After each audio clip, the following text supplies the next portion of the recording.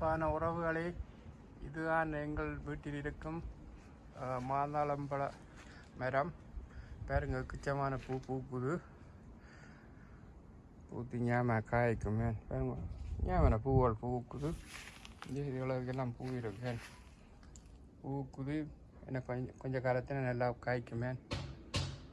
நியாயமான பாருங்க, பூ காலெல்லாம் பூக்குது.